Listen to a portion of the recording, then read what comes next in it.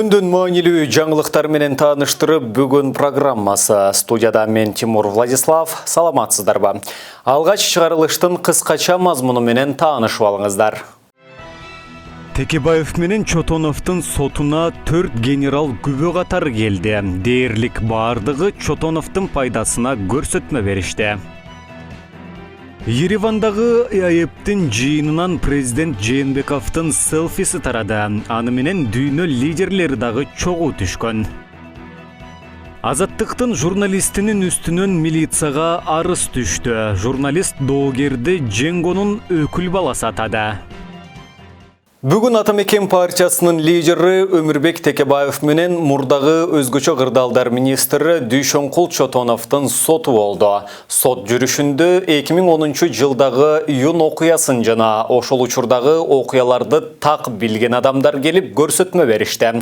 Алардын көрсөтмөлөрүн негизги күбө Леонид Маевскийдин калпын чыгарды. Көрсө Дүйшөнкул Чотонов 2010 жылдын 13 майында Супара этно ресторанында эмес, учак аркылуу Ош жергесинде болгондугун айтып беришти. Сот процессине кесиптешибиз күбө болуп келген. Бүгүн Өмүрбек Текебаев менен Дүйшөнкул Чотоновдун сотунда көрсөтмө берген 8 күбө тең Чотоновдун пайдасына көрсөтмө беришти. Текебаев менен Чотоновдун ишинде 2010 жылдын 13 майы өтө маанилүү күн. Анткени Маевский менен Модин көрсөтмөсүндө Текебаев Чотонов болуп 13 май күнү кечки 6-дан кийин Супара этно ресторанында жолуктук деп айткан. Бирок генералдар Исмаил Исаков, Бактыбек Алымбеков, Курманакул Матенов, Курсан Асанов Маевский менен Модиндин бул сөзүн жокко чыгарды. Генералдардын айтуусунда 2010 жылы 13 майда түштөн кийин 4-5 чамасында Ош шаарына вертолет аркылуу Чотонов менен биргеликте учуп кетишкен. Генералдардын бул күндү эстеп калуусунун себеби дал ушул күнү Бакиевчил күчтөр Ош облустук администрациясын басып алып, убактылуу өкмөт күч органдарынын жетекчилерин бийликти кайра алуу үчүн жөнөткөн. Ошондо биз анан ушул Чотонов, мен, Матенов үчөөбүз өз жардамчыларыбыз менен ошол жака келдик. Уже где-то саат 4 менен 5-тин ортосунда эле да. И где-то уже келсек, уже вертолеттер даярдашып атыптыр уже учууга. И где-то ушул бир жарым сааттын ичинде Исмаил Сакыч, генерал Исмаил Сакыч ошол киши келди. Ошол кишини күтүп атканбыз негизи, ошол киши келет деп, чогуу учабыз деп. А киши келгенден кийин ошол где-то саат ушул 1-5-терди тегерегинде ошол мен, Чотонов, Матенов, Исаков, биздин өз дагы 1-2 жардамчылар менен ошол вертолет менен анан Ошко учтук. 13 май 2010 жылдагы кырдаал жөнүндө ошол күнү Чотонов Текебаевич менен жолугушуңуз беле, жолугушсаңыз эмнеге жолуктуңуз? Эгерде ушундагы айтканда 13 май күнү сиздин эсиңизде калды, кандай кырдаал болду эле ошол жөнүндө?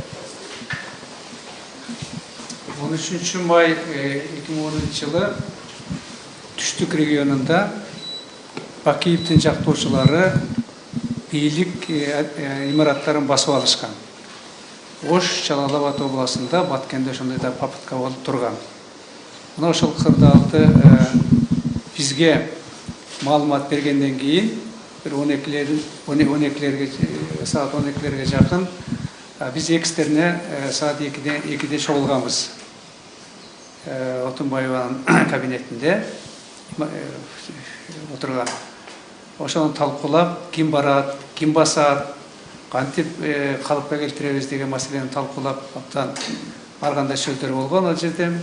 Аны ошодон кийин бир саат 4-төн өткөндө биз мен учуп кетмек болгом. Аэропортко команда бергенбиз, самолет даярлагыла деп. Биз 5ке жакын ошол жака кетип атканда ал жерде ошол учурдагы чек аранын жетекчиси Матенов, ички иштер министринин орун басары Бактыбек Алымбеков аэропортто күтүп турушкан. Биз ошого жетип калганда айтышты, Оштун аэропорту жабык, жана шагыл түшүрүп коюшту.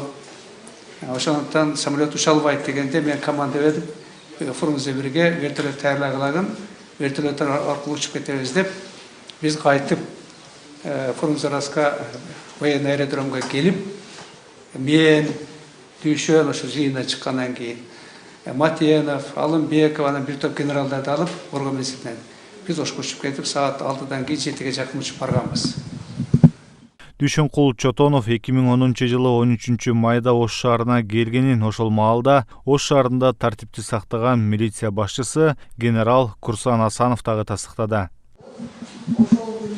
Ошол кездерде сиз кайсы жумушту элеп тургансыз, ошол күндүн эсиңизде барбы, ошол күндө кандай кырдаал болгон, эгер эсиңизде болсо эмне үчүн бул дата мындай знаменательный болуп эсиңизде калып калды? Ошол 13 май күнү Чотонов Дүйшөн Кезекбаевичти көрдүңүз келе, көрсөңүз кандай учурда көрдүңүз, эмне үчүн эсиңизде калды, ошону айтып берсеңиз. Түшүндүм. Биринчиден 2010 жылы мен ушул убактылуу өкмөт келгенден кийин Ош шаардык ички иши башкармалыгына жетекчи болгом 7 апрелден, 9 апрелден баштап.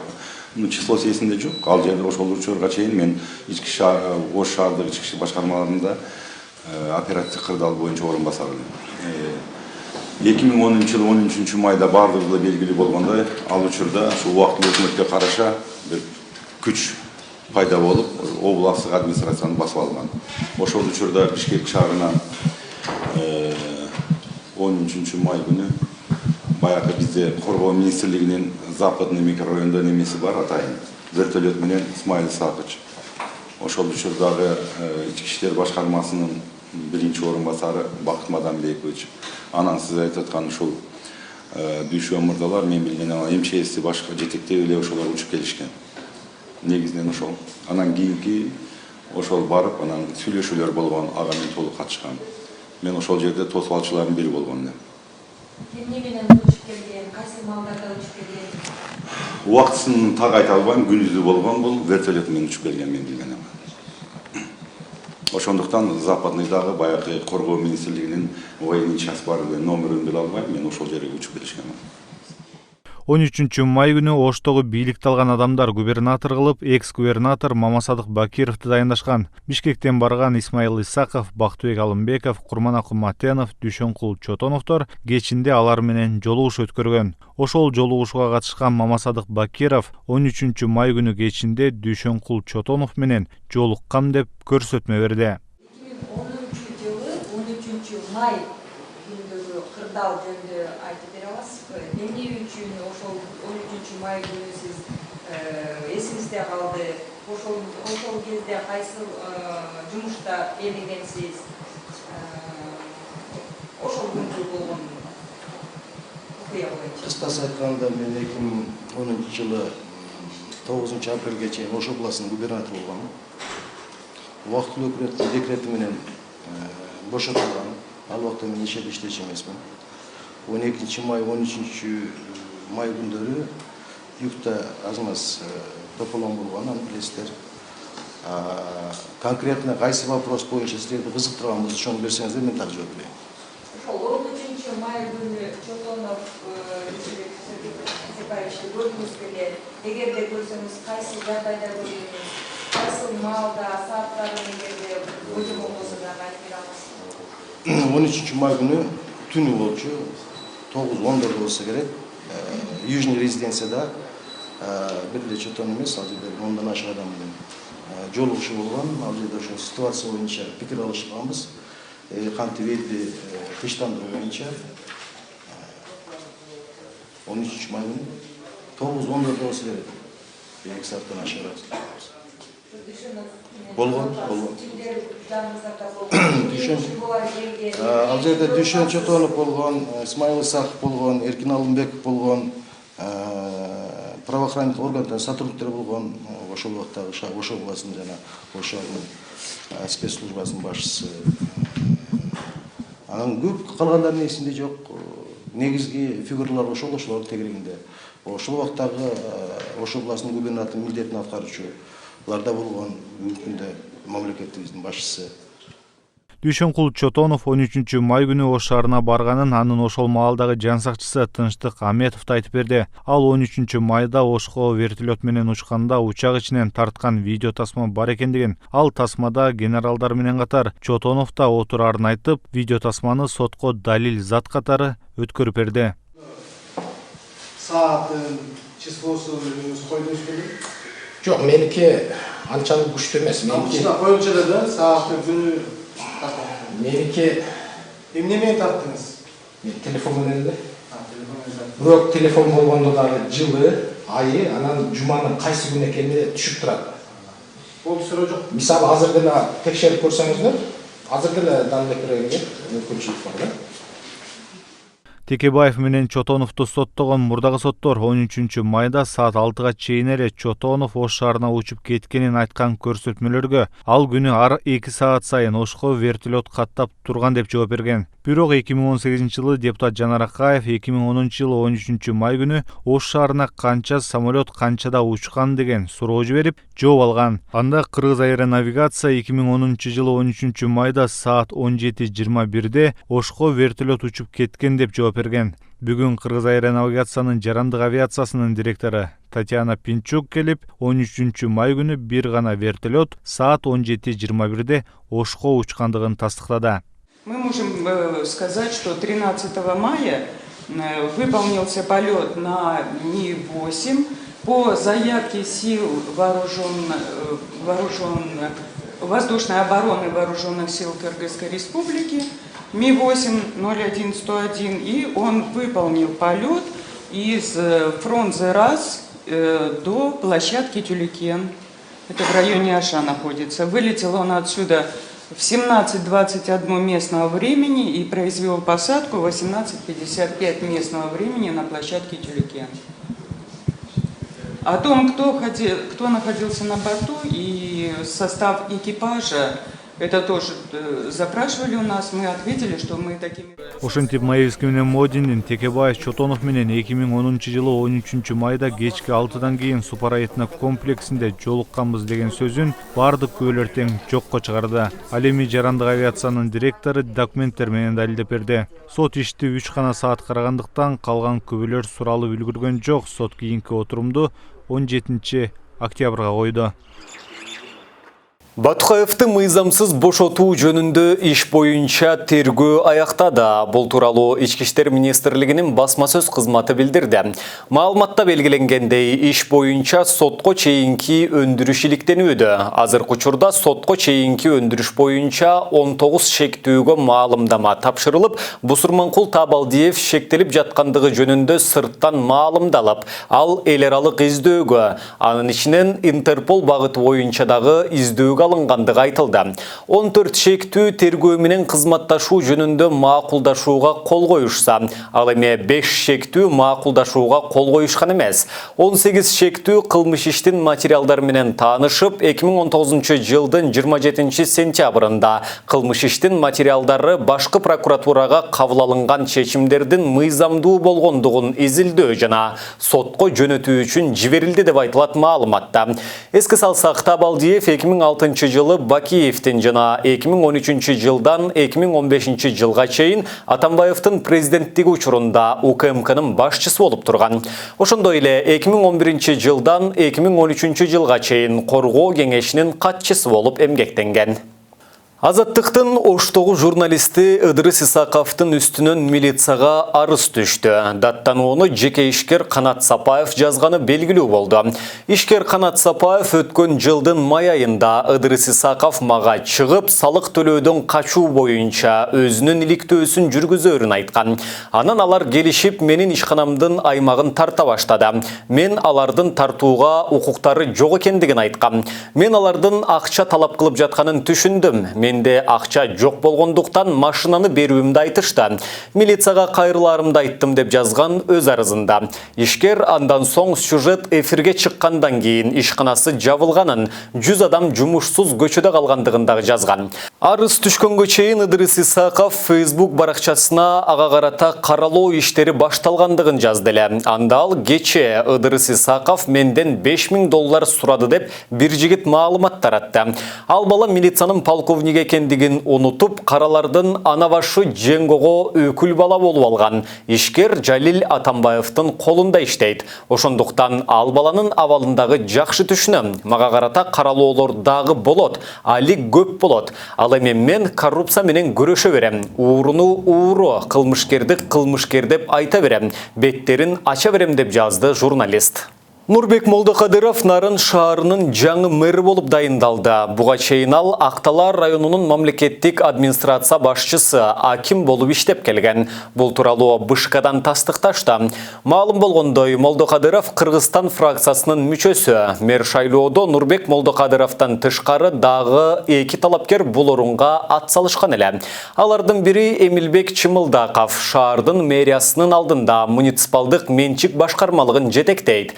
Анын талапкерлигин шаардык кеңештин Ала Тоо ынтымагы фракциясы көрсөткөн жана КСДП фракциясынан Сталбек Мукамбетов талапкерлигин койгон. Ал Нарын шаардык кеңешинин депутаты. Кошумчалай кетсек, мурунку мэр Эмилбек Алымкулов 6 сентябрда кызматтан кетип, өкмөттүн Нарын облусундагы ыйгарымдуу укуктуу өкүлү болуп дайындалган. Ал эми өкмөттүн мурунку өкүлү Аманбай Кайыпов 2 сентябрда контейнер мектеп чырынан кийин отставкага кеткен.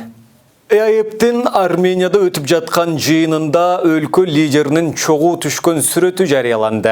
Аны Армения жана Сингапурдун башчыларынын социалдык тармактагы баракчаларына жүктөштү.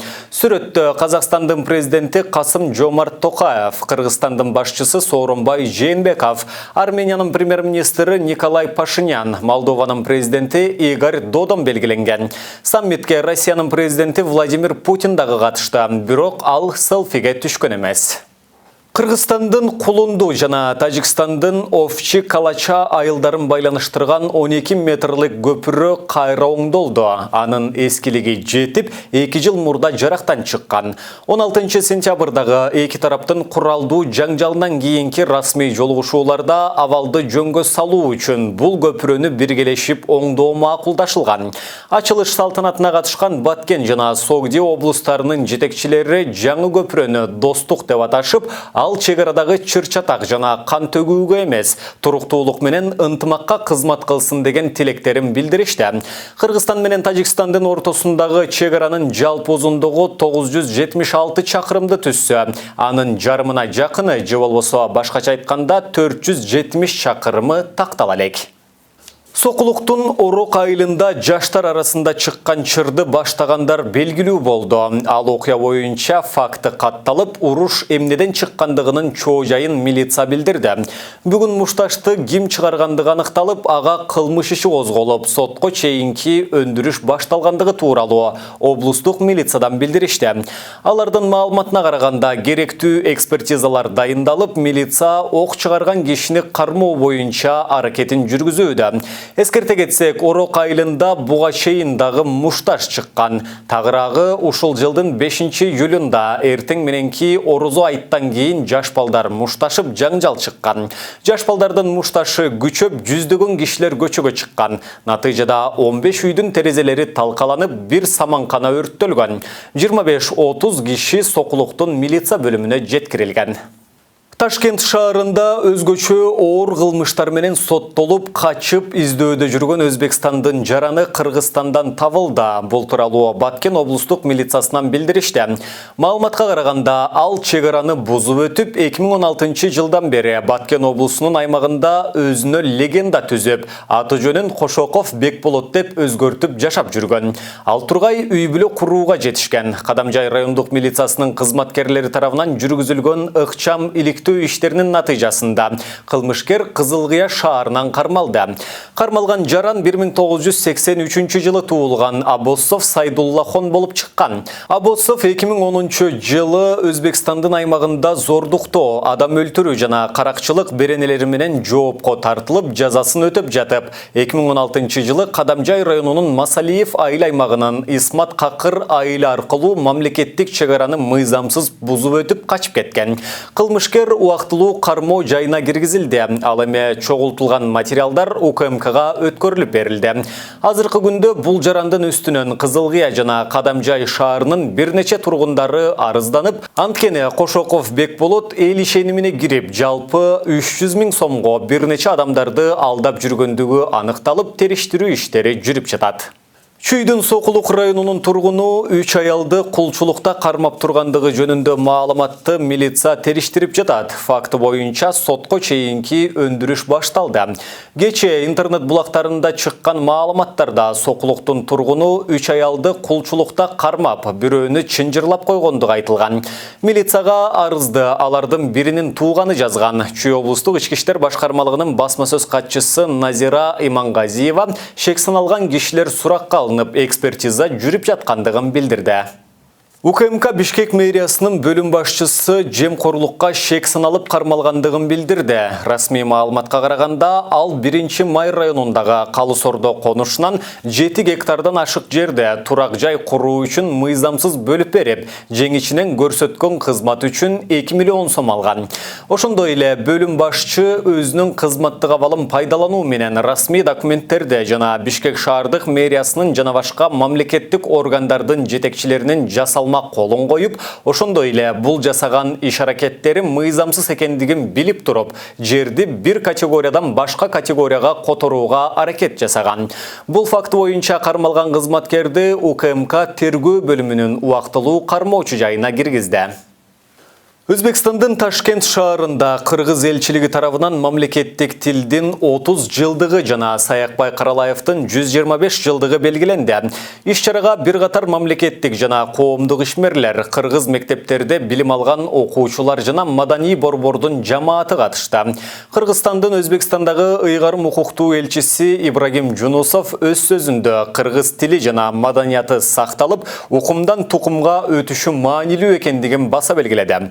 Майрамдык салтанатта кыргыз мектептеринин окуучулары тарабынан чакан концерттик программа тартууланды. Аларга Чыңгыз Айтматовдун чыгармаларынын томдугу белекке берилди. Эртең 2 октябрь күндүзү саат 11:00 тартып Бишкек шаарынын калктуу конуштарында калктык кабарлоо системасы аркылуу сирена үндөрү жаңырат. Бул тууралуу Өзгөчө кырдаалдар министрлигинен кабарлашты. Жарандык коргонуунун даярдык мерчемине ылайык Бишкек шаарында команда штабтык машыгуу өткөрүлөт. Ошого байланыштуу Өзгөчө кырдаалдар министрлиги Бишкек шаарынын тургундарына сиренанын үнүнө тынчсызданбоону эскертет. Иш-чаранын негизги максаты калкты өзгөчө кырдаалдардан сактоо, ар кандай кырдаалдарга даяр болуу. Мына ушуну менен бүгүнкү чыгарылышыбыз соңуна чыгат. Кайрадан эфир аркылуу амандашканча сак саламатта туруңуздар.